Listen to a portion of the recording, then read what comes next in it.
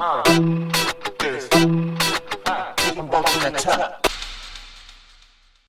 to the Daily Sports Content Economy Podcast for Tuesday, February 17th, 2026. We created this podcast specifically for alternative and Tier 2 sports leagues, teams, competitions, and the athletes who compete in them. And it is a heavy news day. To build this deep dive, we've pulled from a grand total of 20 primary headlines and a broader list of about 50 references. We're looking at data and reports from Sport Business, Sports Pro, Sports Business Journal, Reuters, and Sport Call. So the mission today is to analyze how these massive capital injections into creator-led sports And the whole restructuring of streaming bundles. Right. How all of that impacts you immediately. And frankly, the numbers we're seeing, they signal a complete shift in how Tier 2 sports, need to operate. They really do. So let's start with where the venture capital is actually going. Okay, it's going to gamified formats. Sport Call broke the news that the Kings League, that's Gerard Piqué's seven-a-side soccer property, has secured $63 million in funding. $63 million. I mean, that is a staggering valuation for a league that exists, primarily on Twitch and YouTube. Exactly. But see, if you look closer, they aren't paying for soccer. No. They're paying for the mechanics. That's the distinction. It is. Sportcella points out this is a digital-first property. They change rules mid-game based on what the audience wants. It's closer to a video game than a FIFA match. Which means if you're running a traditional league, simply broadcasting a game, that's not enough anymore. Not to compete for that kind of investment. Not at all. You have to gamify the product. So, for the leagues listening, stop waiting. Before this day ends, design one experimental rule, a fan vote on a substitution, a wildcard minute, and test it on a stream. You need that data.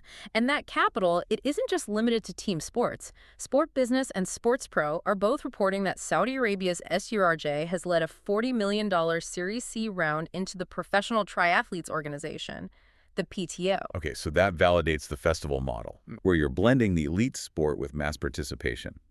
But for the athletes listening, there's a sub-narrative here. The PTO works because they highlight personalities, not just split times. The money is following the storytelling.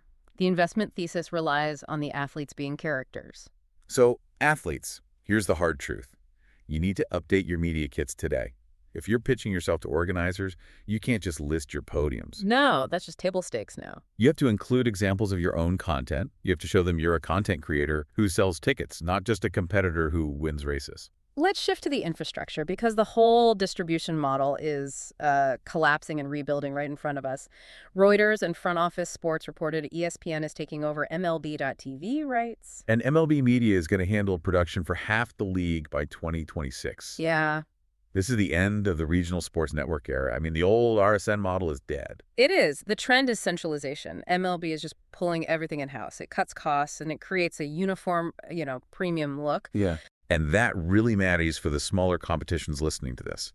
If MLB is centralizing to create a consistent hub experience, you just rule. You cannot look like a disjointed local cable broadcast. You need to audit your streaming setup, even on a shoestring budget, template your graphics, your commentary. Make it look like a central production hub. It implies scale, stability. That centralization brings us to what we're calling the streaming shuffle. Sports Business Journal noted a really critical detail: MLS Season Pass.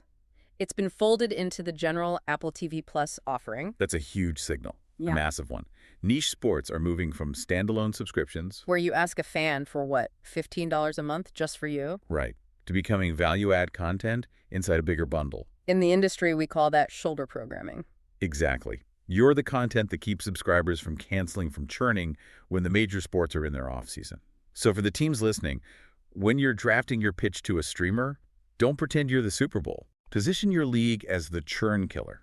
Show them how you retain their audience during the quiet months. Speaking of retaining audiences, we have to talk about the Internet Racing League. Deadline reports this creator-led kart franchise just secured its own venture funding. This is where that line between influencer and athlete just dissolves. It's gone. These are creators funding and racing in their own leagues. And because they're creators, they get it. They understand the format has to fit the platform. And that is the operational lesson for every competition director listening. Make your race, your game, make it clippable. If you can't get a viral 15-second moment for TikTok from your event, you are invisible. You have to build for the highlight. But just one element of your next event specifically to generate those moments. Just a final quick note on sponsorship. This is from Sport Business. BKT is expanding its rights with La Liga and the Spanish Football Federation.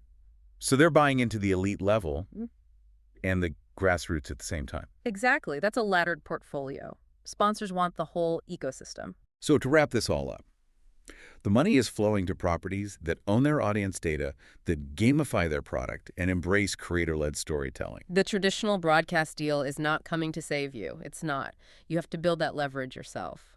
And we'll leave you with this provocative thought. With creators successfully funding their own leagues now, the Kings League, IRL, how long until top-tier athletes realize they might not need the traditional federations to organize their sports at all? It's a question worth asking. Definitely. Thanks for listening. Go execute those ideas. Thanks for listening to this edition of the Daily Sports Content Economy Podcast. If you're ready to build your content media empire, we should probably talk. Visit rootgroupmarketing.com. Thanks for watching and listening.